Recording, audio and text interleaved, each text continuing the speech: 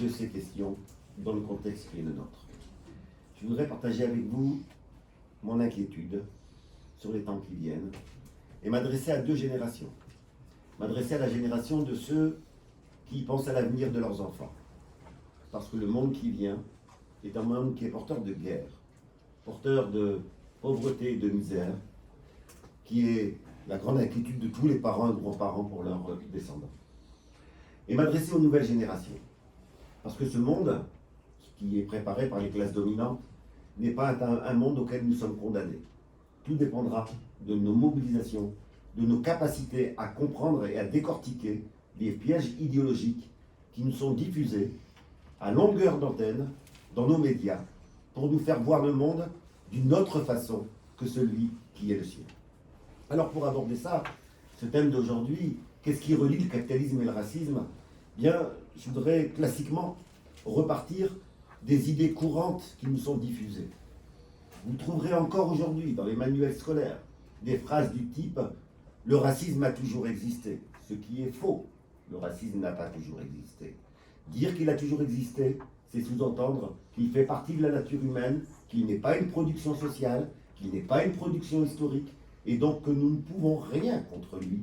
Nous pouvons certes le diminuer un petit peu, mais nous ne pourrons pas l'éradiquer. On nous indique également ce type de phrase. Le racisme fait partie de la nature humaine. C'est la face obscure de l'humanité. C'est toutes des phrases que j'ai retirées de documents, de livres scolaires, etc. Ces approches-là ont trois caractéristiques. La première, c'est que ce sont des caractéristiques ahistoriques.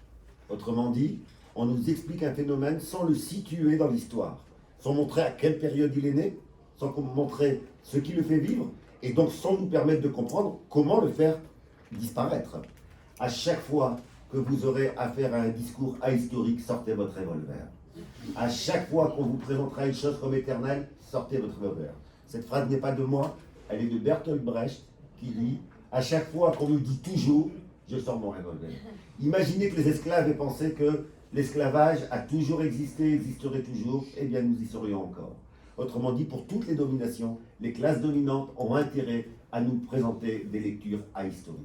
Secondo, ce sont des lectures essentialistes, c'est-à-dire qu'on ne nous explique pas le phénomène par les intérêts économiques qu'il porte, par qui a intérêt à ce que ça existe et qui a intérêt à ce que ça disparaisse. On nous le présente comme faisant partie de l'essence humaine. On n'y peut rien, ça fait partie de cette essence. Et puis troisième grande dimension, eh bien, ce sont des postures qui mènent à la confusion. Autrement dit, ça nous amène à confondre des phénomènes de nature différente. J'y reviendrai un peu après. En réalité, on ne peut pas comprendre le racisme sans le relier au capitalisme. Bien entendu, avant le capitalisme, il y avait des formes de rejet. Bien entendu, il y avait d'autres dominations. Bien entendu, il y avait des violences. Mais jamais l'humanité n'avait théorisé l'idée d'une infériorité de certains peuples sur d'autres. L'idée de hiérarchiser l'humanité est une idée qui est née avec le capitalisme. Et comment est-elle née avec le capitalisme? Mais tout simplement parce que le capitalisme a comme caractéristique qui le distingue de tous les autres modes de production qu'a inventé l'humanité jusqu'aujourd'hui. C'est qu'il ne peut fonctionner qu'en s'étendant. Il ne peut pas fonctionner en se contentant de se reproduire. Il doit sans cesse aller rechercher des profits supplémentaires, des profits supérieurs, etc. Cela le conduit à deux types de colonisation. D'abord, une colonisation intensive, à l'interne, des sphères de votre vie qui n'étaient pas devenues marchandes, qui n'étaient pas des sphères qui donnaient naissance à profit, vont être transformées en sphères de profit. Allez parler à vos grands-parents ou vos arrière-grands-parents si vous avez la chance de les avoir et demandez-leur s'ils avaient imaginé qu'un jour l'eau serait payante. Mais au-delà de l'eau, aujourd'hui on parle de la marchandisation des corps humains. Toutes les sphères de la vie peuvent être marchandisées. Voilà le monde qui nous prépare si nous ne réagissons pas. Et aussi de manière extensive, c'est-à-dire coloniser à l'extérieur, c'est-à-dire transformer des peuples et des pays qui ne fonctionnaient pas sur la base du profit et de la propriété privée, et bien transformer leur économie pour qu'ils soient des économies qui fonctionnent sur la base du capitalisme. Pour cela, à partir du moment où un mode de production ne peut fonctionner qu'en s'étendant, eh bien, il a fallu justifier justement cette extension. Il a fallu la justifier parce que cette colonisation à l'extérieur, elle a donné naissance à des violences totales. Le capitalisme est inimaginable, il n'aurait pas pu se développer s'il n'était pas basé sur de la violence de masse faite d'abord sur le continent américain contre les dits Amérindiens, ensuite par l'esclavage. Autrement dit, c'est la violence qui est à la naissance du capitalisme, et quand on limite le fascisme à la violence, on oublie cela. Aujourd'hui, depuis maintenant près de 50 ans, près d'un demi-siècle, on a des chercheurs du monde entier qui se sont donnés comme nom l'école de 1492, des économistes, des sociologues, des anthropologues, etc. Pourquoi ce nom provocateur? Provocateur par rapport à la science dominante, par rapport à la science qui domine dans un certain nombre d'espaces universitaires. Pourquoi cela? Tout simplement pour montrer le lien entre la colonisation de l'Amérique et la destruction des civilisations amérindiennes et la naissance du capitalisme. Et pour cela, il fallait inférioriser les Indiens. Comment justifier à nos propres yeux, aux propres yeux des colonisateurs, comme aux yeux des colonisés, comment justifier une telle violence de destruction totale, d'annihilation d'une histoire pluriséculaire, d'imposition d'une propriété privée alors que tous ces peuples fonctionnaient sur la base de propriété coopérative ou de propriété collective? Comment le justifier? Il fallait hiérarchiser ces peuples-là et par la violence imposer ce nouveau système. C'est pour cela que 1492, la date où Christophe Colomb prétend avoir découvert l'Amérique, en fait, est la date de naissance symbolique du capitalisme. Dans mon dernier ouvrage, je donne les chiffres de la Banque d'Espagne et de la Banque du Portugal, les deux pays qui ont été mené ces destructions, et que nous montrent ces chiffres, d'une part, lorsqu'ils arrivent, l'or qui a été pillé, etc., mais aussi où il va après. L'Espagne et le Portugal n'avaient pas les moyens de financer les grandes expéditions qu'ils ont faites. Ils se sont endettés auprès de toutes les autres banques européennes, anglaises, françaises, etc. Si bien que là, c'est le pillage des civilisations amérindiennes, puis ensuite l'esclavage, qui est venu irriguer tous les pays qui vont devenir des pôles de développement capitaliste.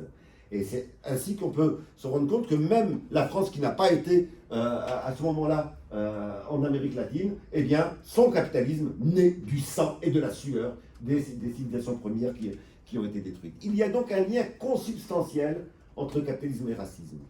Mais cela ne s'arrête pas là. Le lien se poursuit dans le fonctionnement même du capitalisme en tant que tel. Comment fonctionne le capitalisme? Par la mise en concurrence de toutes les forces de travail. Pour mettre en concurrence toutes les forces de travail, il faut les hiérarchiser. On va donc aller emprunter dans toutes les idéologies du passé les arguments permettant de justifier un traitement différencié des forces de travail aujourd'hui. On va aller récupérer le très ancien sexisme biologique et patriarcal pour le rénover, le réactualiser et le mettre au service d'une gestion différenciée et hiérarchisée du travail des femmes et des hommes. On va aller récupérer tout le vieil imaginaire colonial pour le réinsuffler, le remoderniser et le mettre au service d'une hiérarchisation et d'une gestion différenciée des forces de travail en fonction de leur origine, de leur couleur de peau ou de leur religion. Autrement dit, le racisme n'est pas une réalité qui se rajoute au capitalisme. C'est un ingrédient de la constitution même et du fonctionnement même du capitalisme. J'en ai pour combien là? Oui. D'accord.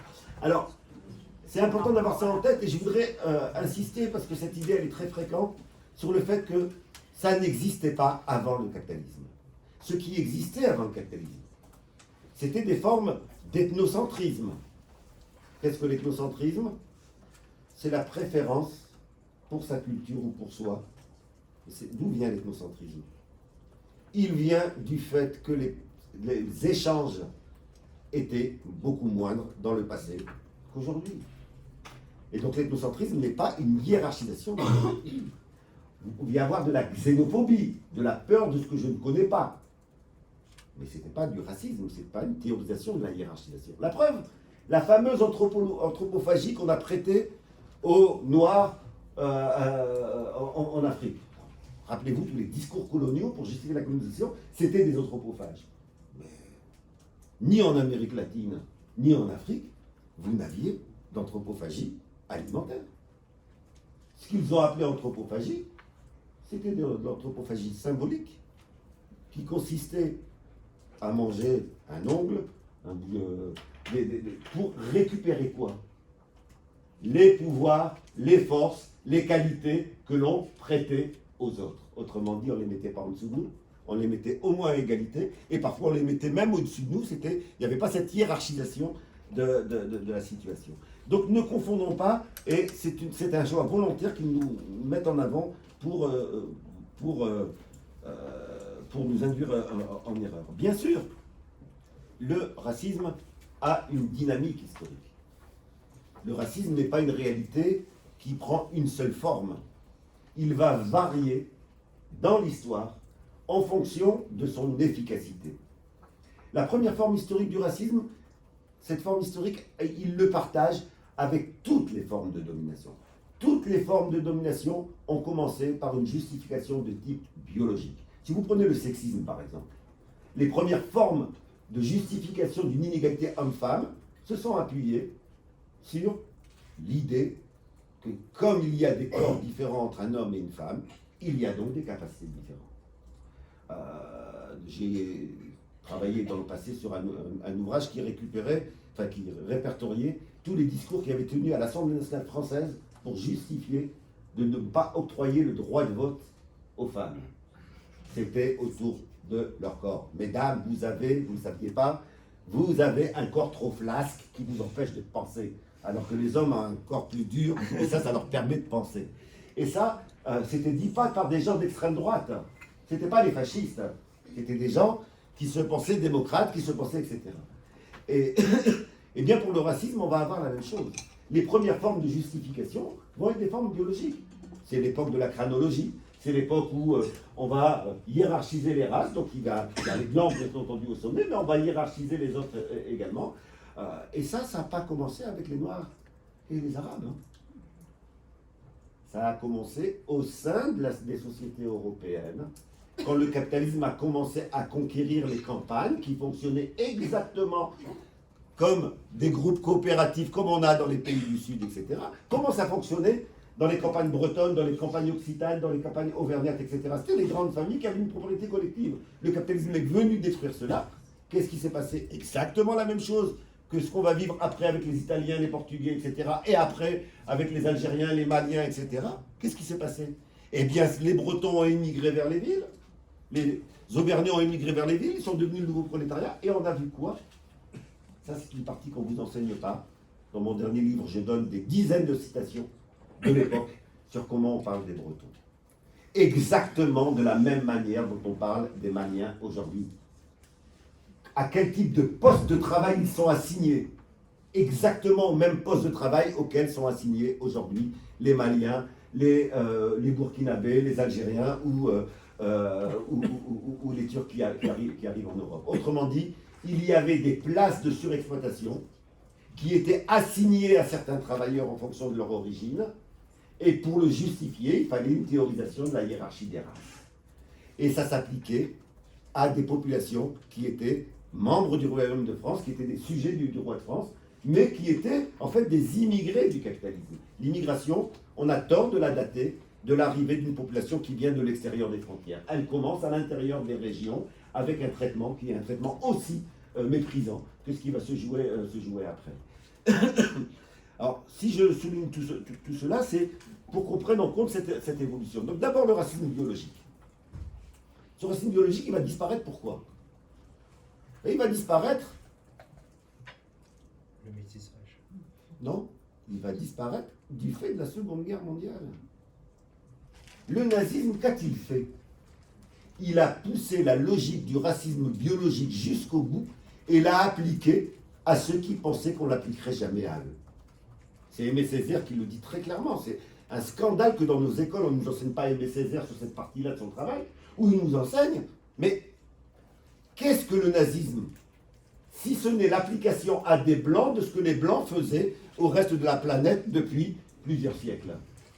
Les camps de concentration, ils ont été inventés où et par qui? Par Hitler? Non. Alors, ça ne dédouane pas Hitler. Hitler l'a repris et l'a généralisé. Ça a été inventé par des puissances dites démocratiques, lors de la colonisation. L'étude, enfin, utiliser des corps humains, faire des expériences sur des corps humains de vivants pour des raisons médicales, c'est une des grandes caractéristiques du nazisme. Est-ce que c'est que ça date du nazisme? Non, à l'époque coloniale, c'était fait. Autrement dit, toutes les caractéristiques de ce qui va mener au nazisme existaient auparavant, mais n'étaient pas appliquées jusqu'à leur logique absolue. Avec la défaite du nazisme en 1945, cette forme de racisme ne peut plus se justifier. D'autant plus que de nombreux colonisés ont participé à la lutte contre le nazisme et ont entendu des discours sur la liberté, sur l'égalité, sur le combat antifasciste, etc. Eh bien, le racisme est contraint de changer de forme. C'est Frantz Fanon qui nous apprend, ça fait 10 il me reste 3 minutes, c'est ça? D'accord. Bon, donc je vais très vite. Il n'est plus efficace, il va avoir une nouvelle théorisation, ça va être le racisme culturaliste. On ne va plus dire que les corps sont hiérarchisés, on ne va plus dire que le corps du noir est inférieur au corps du blanc, on va dire qu'il y a des cultures supérieures à d'autres. Hein, il y a des cultures développées, des cultures sous-développées, comme si c'était dans les caractéristiques de ces cultures. Et avec la mondialisation que nous connaissons depuis les années 90, qui a été appelée tout à l'heure l'ère néolibérale, eh bien on va avoir une troisième forme de racisme qui apparaît, qui est ce que j'appelle moi, que je propose d'appeler le racisme civilisationnel. Puisqu'on nous dit aujourd'hui, on revient au discours de civilisation, qu'il y aurait une lutte entre les civilisations. Donc les guerres d'aujourd'hui, on essaie de nous les présenter non plus comme des guerres liées à des intérêts économiques, au pétrole, etc. C'est plus ça. On essaie de nous faire croire qu'il y aurait une incompatibilité entre les civilisations et donc que ça nécessiterait une guerre permanente pour se défendre. Et ça, c'est pas porté pas uniquement par des groupes fascistes, si on n'est pas la nécessité de combattre les groupes fascistes, c'est porté par des chefs d'État, c'est porté par des représentants de grands partis politiques qui se croient, qui se disent démocratiques dans nos pays. Je terminerai, puisque, mais on pourra revenir dans les questions, j'ai dit un dixième de ce que j'avais à dire. Je terminerai en soulignant 3 choses. Être antiraciste sans pousser l'antiracisme jusqu'à l'anticapitalisme, ben c'est se condamner à être un antiraciste qui est incohérent. Être anticapitaliste et ne pas prendre au sérieux le combat antiraciste, c'est avoir un anticapitalisme édenté. Voilà. Édenté. Et puis, 3e dimension, l'importance pour nous tous de réapprendre, parce qu'on nous l'a fait oublier, de réapprendre à fonctionner en termes de système social. Les choses n'arrivent pas par hasard. Les événements ne tombent pas du ciel par hasard. Ils arrivent comme production d'intérêts économiques. Il y a des gens qui ont intérêt à des choses et d'autres intérêt à d'autres choses. Et donc, posez-vous toujours cette vieille question, à chaque fois que vous ne comprenez pas quelque chose, à qui profite le crime?